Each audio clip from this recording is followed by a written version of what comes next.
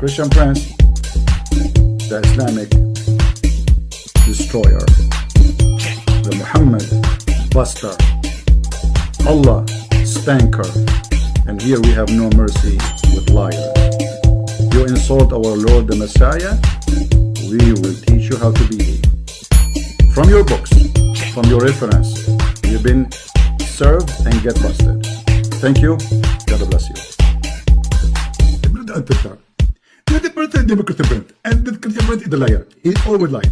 The prophet he received sound like a bill. It's not a bill. It sounds like a bill, like a trident, trident, trident, trident, trident, trident, trident, trident, trident, trident, trident, trident.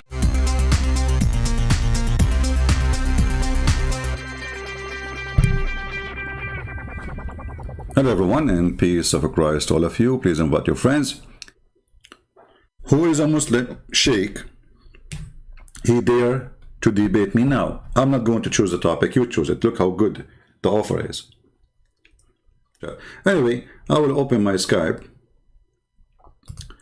and let us see whoever a Muslim he claim. I want a Muslim to prove me wrong. That especially if you are a person who is well known, you are a sheikh, and you claim that you can debate me, us. Prove me wrong. If the person who is making the challenge is someone who knows nothing about Islam, or let us say an American person, they will be lining up here to debate the person.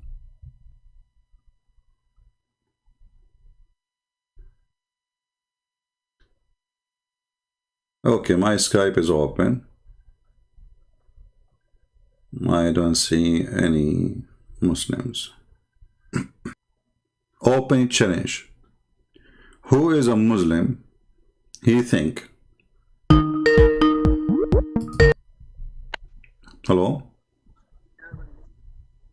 Hello? Yes? Christian Prince? Yes, you are live on air. Okay, well, I'm live here too, and I just want to call you to tell you my experience and that I was Muslim. Okay. And I want everyone to know what I discovered to Islam. So first of all, I want to say that I converted to Islam. I come from a very, very broken family. Okay. I was a college student and I became homeless, right? It happened that in my university, there was a big Muslim community.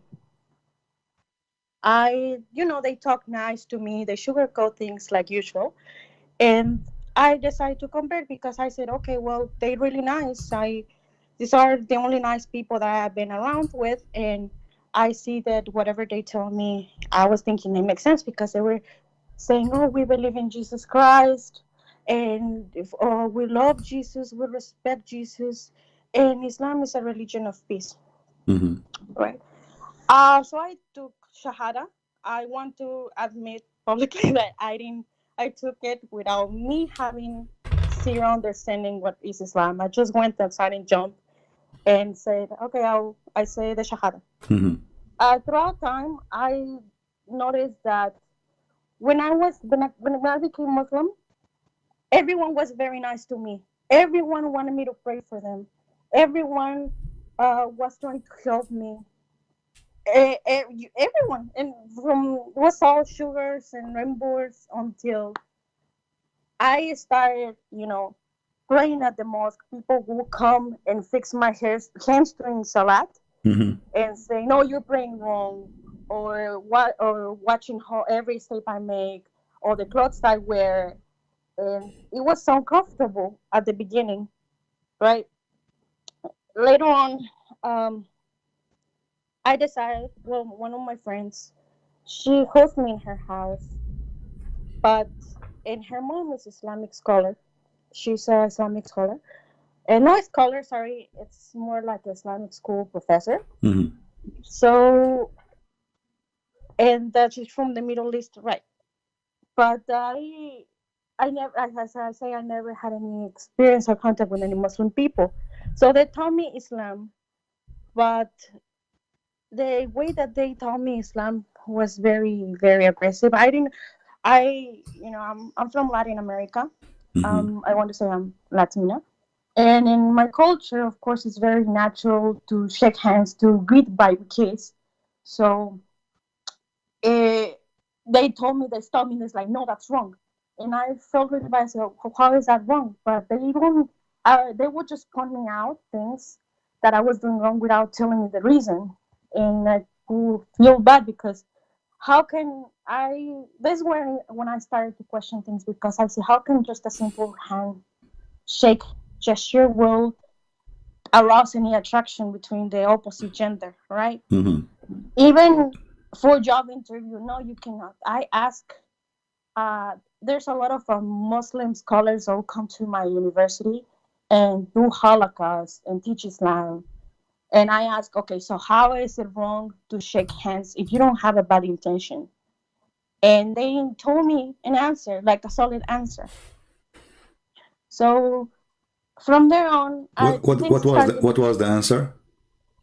Oh, they said, oh, it's because we don't mix with the other gender. I said, but why?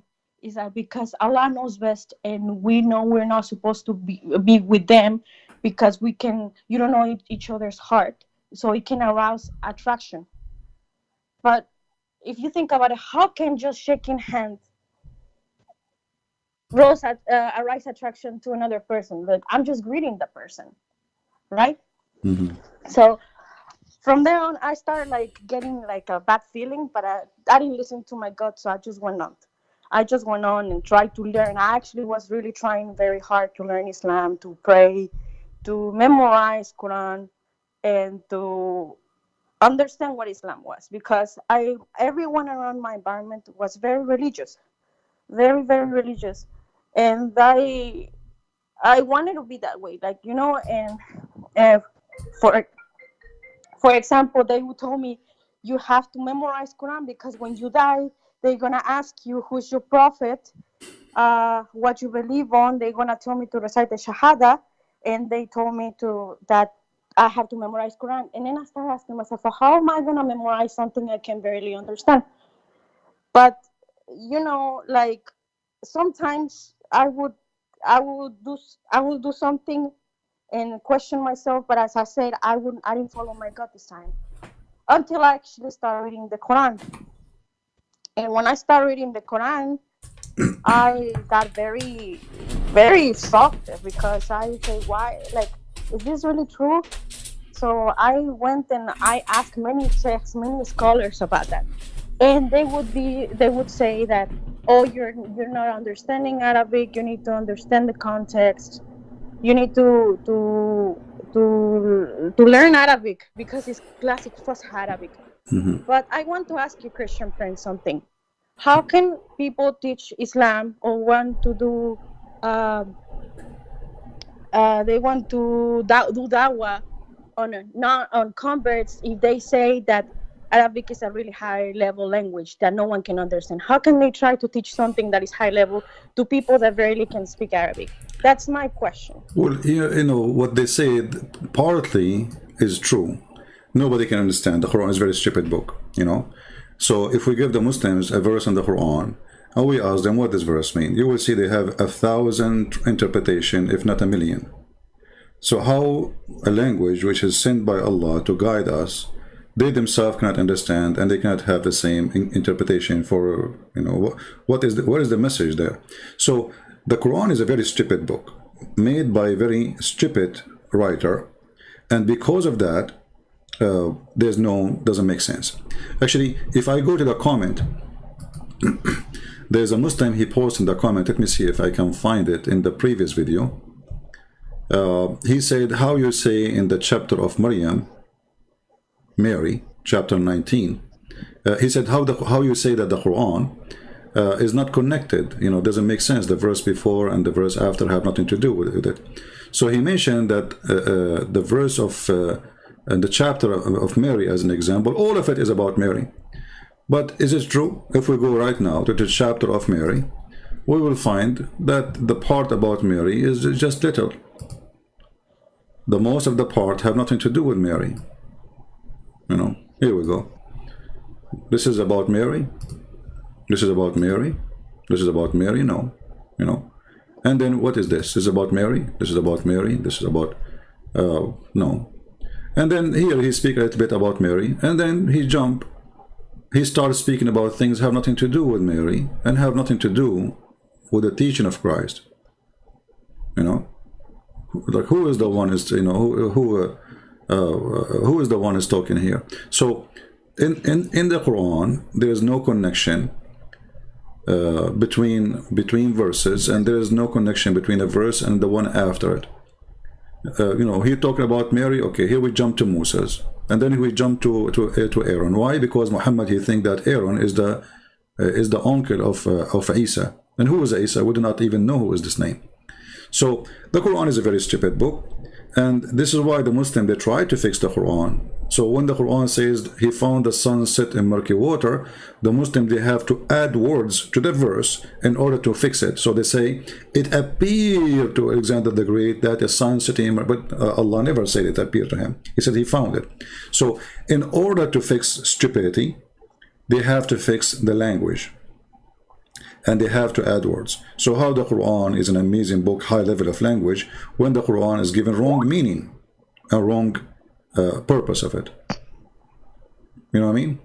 I understand. And this is my question, like, why they even try to do dawah? Like, if they know that there's something's wrong and they claim that the translation it's inaccurate, how in the heck they try to still convert people into Islam? Like, that's you know, you see, it's like you're asking the Satan why he's trying to fool you. That doesn't make sense. So you should know that this is a satanic religion, and a person who follows it, he is possessed with the devil. So his a duty, they're a prophet.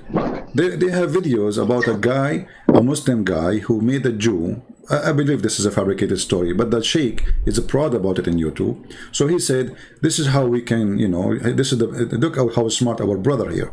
So he said, there is a Jewish guy, he is a neighbor to a Muslim. The Muslim guy, he keeps saying to him, why you don't convert to Islam? Convert to Islam. Islam is better for you, you know, etc. So the Jewish guy, he said, you know what, I don't really mind converting to Islam, but I like to smoke and I like to drink. The Muslim guy said to him, who told you you cannot do smoke and drink? You can. The Jewish guy, he said, really? He said, yeah, just say Shahada. Say Shahada. The Jewish guy, he said Shahada, and he became a Muslim. Now, the Muslim, he grabbed a cigarette to smoke. The Muslim, he said to him, you cannot smoke. The guy, he said to him, but you told me I can. He said, yeah, I said that to you before you said Shahada. So they are saying that this guy, the Muslim guy, he tricked the Jewish guy to save him. He lied to him to save him. This is a good lie. Islam without lies dies. So they justify their lies by saying that we lie to save the people. We enslave you to save you, you know.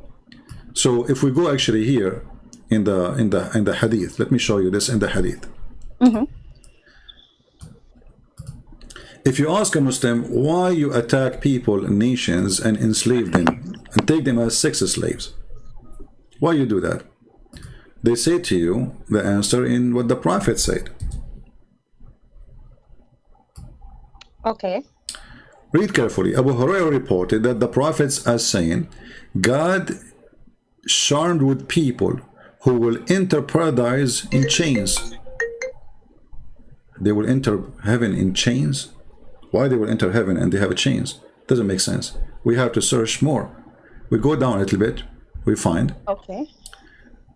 Muhammad, he said to the Muslims, speaking to the Arab, you are the best of people ever raised up for between two brackets for the benefit of mankind. This is Quran chapter 3 verse 110. And then Muhammad explained that verse. You see, if you go on YouTube, all Muslims, they say this is, you see, the Quran says that the best of us is the one who is the best for mankind. This is what it says. But they will not say to you that this is about slaving and raping women of other nations. Read carefully. He said, the best of mankind of those who bring them with the chain around their necks till they embrace Islam. Thereby save them from eternal punishment and hellfire.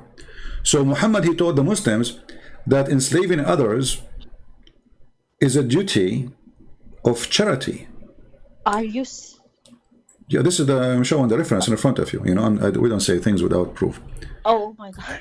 Yeah. So okay, this is just make it even worse. Yeah. So those Muslims, because now you don't live in the land of Islam, they are not raping you and they are not taking you as a slave. But if you are, if Al Qaeda control, let's say you are a Mexican, I don't know where are you from, but let's say you are a Mexican and the Muslims took over Mexico and they will practice a true Islam. And they invade your country, they can take you and rape you, and this is the Quran proving that all over. And enslaving you is part of the duty of the Muslim. It's an obligation, it's not even a choice. As you see Muhammad praising the Muslims and Allah praising the Muslims, saying you are the best of mankind. Why? Because you enslave others. Because by enslaving them, you force them to convert to Islam. And by the way, even those who convert to Islam, Muhammad, he refused to free them, most of them. As an example, Bilal, he was a slave of Muhammad, and Muhammad did not free him. Muhammad, he died, and still Bilal is a slave. So Bilal was never free? According to some Muslims, they claim that he was freed by Abu Bakr later. But the reference says that Bilal, he came to Abu Bakr and he says to him, if you bought me for the sake of Allah, will you free me for the sake of Allah? So obviously Bilal was begging, you know, for his freedom, and Muhammad never freed him. Okay, so how can people believe that this cult then, if it's a duty for enslaving people, how can everyone of Muslims believe this is a call from God? What? I'm sorry, but well, like, this is what happened to you too. You see, don't be offended with what I will say. You know, always I like to be honest. You were with them in the same jar. You are the same. How you believe in such a garbage? You know. Sorry to say that to you. So no, you've been driven. You see, actually your guilt is bigger than their guilt. Sorry to say so. Why? Because okay, you were homeless, no problem. You were in need, no problem. And life was tough on you, I understand. But to convert to a religion, you do not know what it is. How that can happen. Exactly. You know, I was desperate. I was like, basically, I really appreciate them. I don't have anything against them. They're really nice as people. But my concern is these things, like just like something like this, like you mentioned, when I saw that Aisha got married with the Prophet, and the Prophet was really old, like he was 55 or 56, not sure how, and she was a little girl. If I'm not mistaken, there's even a hadith that says that she was still playing with her dolls. Yes, that's disturbing. Yeah, really disturbing to think about that. And then my friends and other scholars, they excuse themselves saying, "Oh, but at that time, the girls are already mature. They ready for marriage. Those are other times. Those are she was already old. She was like, her body was developed because she's in the desert. It's really hot environment." I mean, I'm sorry, but I don't know. Like that's in that point, I said, all right, there's something wrong. You know. You see, first of all, the claim of she is in the desert. Well, now we have girls who live in the desert in Saudi Arabia, and they are 6 years old. They are the same as a girl who live in New York. They are still little girls. So this is a lie, and nothing changed. Actually, now isn't it they say there's a global warming, which means now it's more hot. So girls, they have, like, are we talking about eggplant, and the eggplant will grow faster in a warm area? That is a stupid statement. You know, this is a human being. He have stages. He grow old by days, not by being exposed to the sunlight. We are not plants. So this is a false answer for a false cult to protect a predator, sexual predator for children. And until now, according to Islam, there's no age limit for how Muslim he can marry. Actually, you can watch my videos. It's on YouTube. Search for sex with infant debate. With infant, the Muslims in their book, they says that it's forbidden for a Muslim to have intercourse with an infant. It's forbidden. However, he can, excuse my language, he can put his private part between her legs, but he don't enter. Infant. What? 1 day old. Go watch the debate. Go watch it. You know, it's in YouTube. Just search for it. You know. Of course. And the Muslim, he was debating, and we are showing the reference on the screen, and we can show it right now. So this is an extreme, bad, ugly, disgusting cult. And the only way to defend this cult is to lie. And now they have articles saying that Aisha, she was 18. But all of us, we knew that Aisha, when Muhammad died, she was going through 18. She's not 18 yet. So Muhammad, he married Aisha after he died.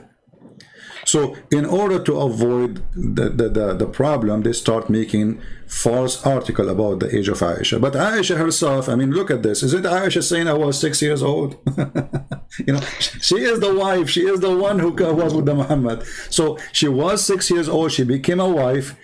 According to Aisha, by the age of 9, he did intercourse. But between 6 and 9, he was molesting her. This is how bad this man is. He's a criminal. I'm sorry, but like it's even more even disturbing about listening to this. I mean, but yeah, and I want to so I want to continue. All right. Thank you so much for your reference, and thank you. No, like I want to say that yes, I was stupid, and I admitted of joining something without further research. But when people is vulnerable, they believe on anything and everything, or they like any slight spark of hope. They go for it, Mm-hmm. right? And thank God, I did well. Like I ended up finding a job after I graduated with my engineering degree, Mm-hmm. and everything went well. Thank God. But um, in the process of me, like when I still had those questions, I I met someone, and we decided to get married. He's Arab from the Middle East, right? Mm-hmm. Where we got married and everything. I was still a Muslim. And this time I want to say I was still a Muslim. And he actually decided, he say, "Oh my God, I love you, and it's better for me to marry you because I wanted to marry a girl to convert her to Islam, but it's even easier because you're already Muslim." So I guess he liked the idea of me being a convert to Islam, so he could teach me Islam. I don't know, Mm-hmm. but so we got married and everything, and here I am. I'm still married to him, but I had an accident, and we had a very very bad accident, and in that accident, he got really bad, and I also got really hurt, and I was I don't know what happened. So something changed my life inside of there, and I thought that I was really gonna die, and I really thought that it was the end for me. And all of a sudden, I say no. I I I I turned myself. I don't know how, but I turned myself back to Jesus again, to Jesus Christ. Mm-hmm. And I say, please, I give my life to you. Like I really don't want to die, and I hope that nothing happens to him, to my husband. And can you believe that after I prayed that, like I got better, we got better, and he got out of he was in an intensive care, and he got out of intensive care. Okay. So I prayed to Jesus, and I say, what is going on? And he fell also he fell out of status in his visa because he's from obviously the Middle East. And the lawyer told me I went, and he told me he violated the conditions. It's most likely that he will get deported. And again, I went, I turned myself to Jesus, and I said, please, please don't take him away from me. I even though he's Muslim, but I put his life in your hands, and I put my life in your hands. But please make our situation better. From there on, I felt a very, very peace in my heart, in my head, because I want to tell you this. Even when I was Muslim, I'll pray 10,000 rakats. I'll pray at night. I'll go to the mosque, and I was still feeling disturbed in my soul. I was not feeling in peace. I wasn't feeling calm. There was something missing in my life. I had no peace whatsoever, Christian Prince. Mm-hmm. But after the accident happened, and after I prayed, believe me, that peace came back. And I want to tell you that my husband, by the grace of Jesus Christ, he has now a permanent resident card. In the interview, like he didn't know, like the interview went bad, but I stay up praying and reading the Bible before the interview. And the same day after even though the interview went like crap, but we got approved. And he told me, how did this even happen? How this even happen? But I can tell you that me putting my life and my hands in Jesus Christ was the best thing that I could ever do. I was blind. I didn't have any peace. But after I started watching your videos, Apostate Prophet and David Woods, I start having a much clearer understanding of what I got myself into. And today I regret deeply of having putting myself in the situation. But I think that everything happens for a reason. And I want to say thank you because you're doing an amazing job and you're letting people to open their minds and their hearts and their brain. Right now, my duty, and I'm trying to do that. I'm trying to educate myself. I'm trying to learn more because I would love my husband to see one day the light of Jesus Christ. Because maybe that's too much for me to ask, but it's a hard task. Because Why you don't ask your husband to call me or to speak to me right now? Because I already told him. I have already talked to him, and I said, if you think, because he tells me that you are a liar, that you're lying in the mouth of Islam, that you and at first I told him, okay, because he was saying, okay, David Woods and Apostle Prophet, they don't know Arabic. How can they be talking about this stuff?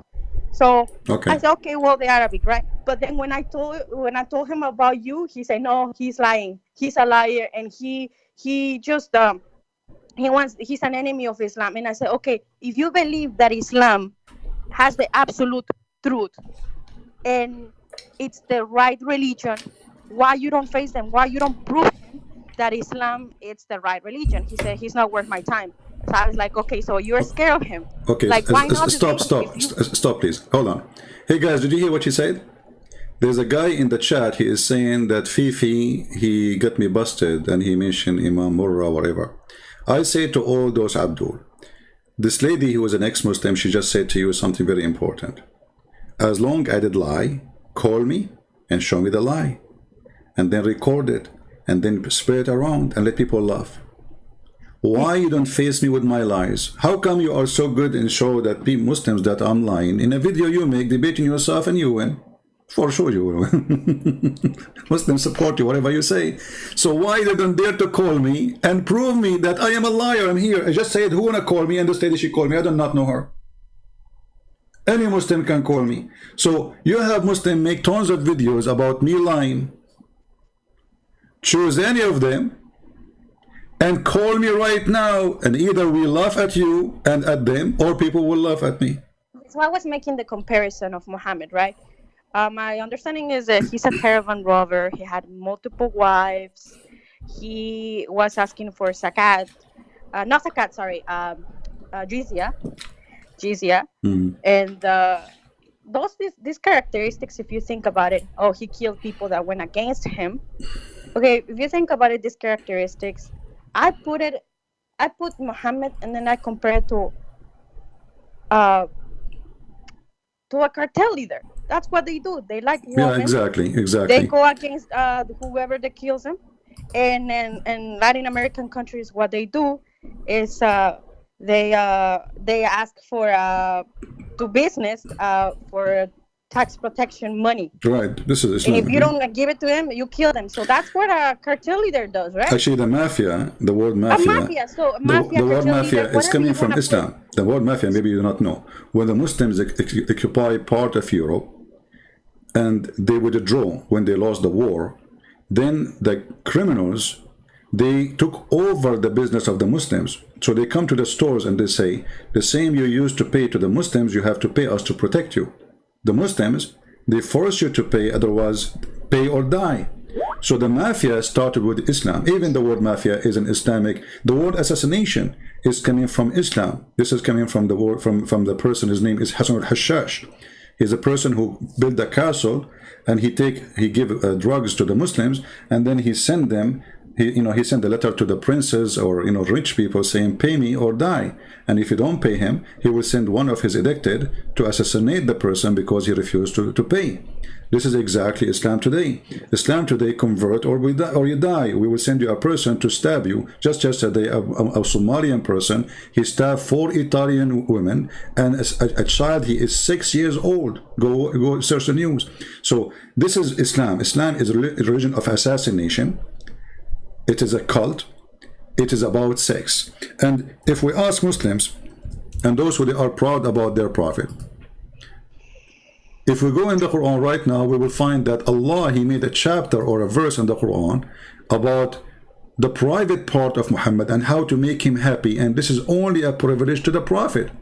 And what is the privilege saying? That Muhammad, he can sleep with all those women.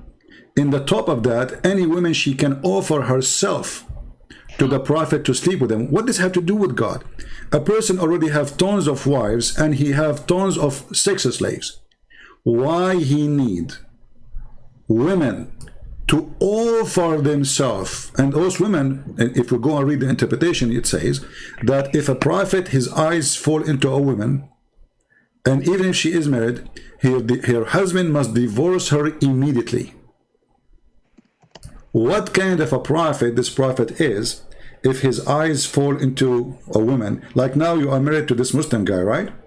Mm-hmm. So if Muhammad come to your house and he like you, your husband must divorce you so the prophet, he can have you. And trust me, your husband, don't say bad words, please. I'm sorry. And your husband, he will do it happily.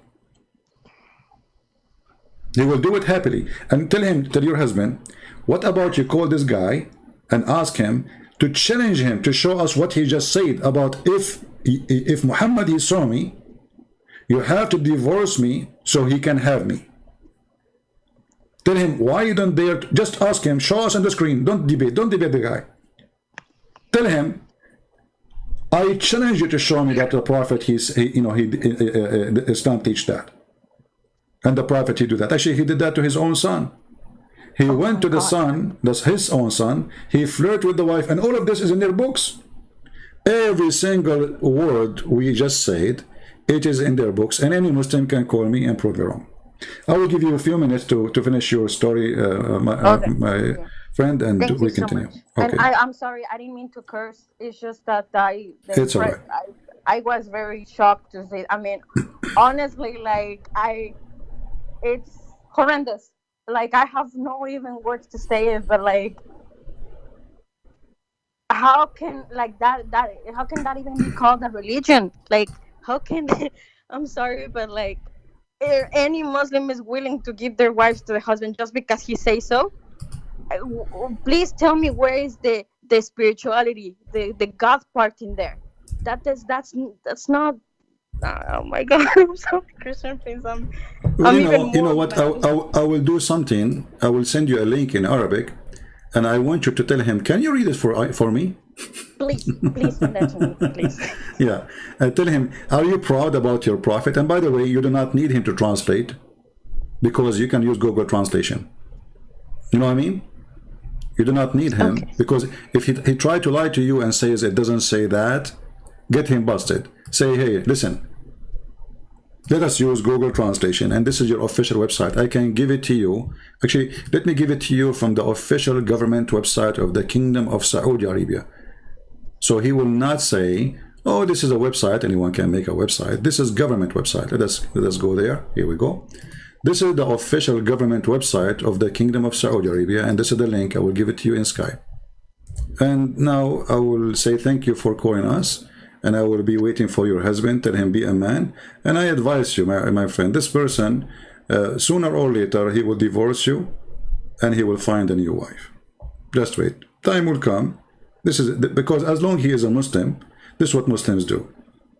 When the woman, she get a little bit older, she gave him some kids, she got a little bit choppy, he go and find a brand new wife in the Middle East.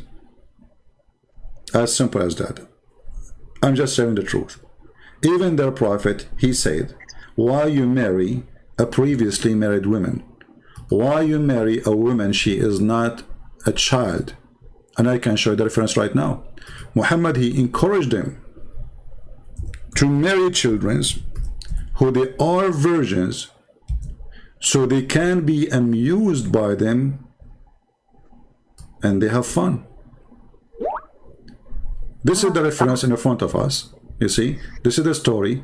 A man who married a woman previously married, or let us say she is not a virgin. So according to Muhammad, the correct thing to do is to go and find a little child.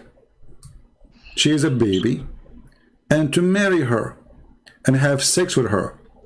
And here you see, actually, because if you say to you, oh, it doesn't say she is a little girl, it says that. It says the guy, he said, he answered the prophet, he says, the reason I did not marry a child, a young daughter, a young girl, because I want a woman to take care of my orphans. My brother, he died, and I needed a woman who should take care of them, not a girl like them. And let me give you the reference too for this one, so you can show it to your so-called husband.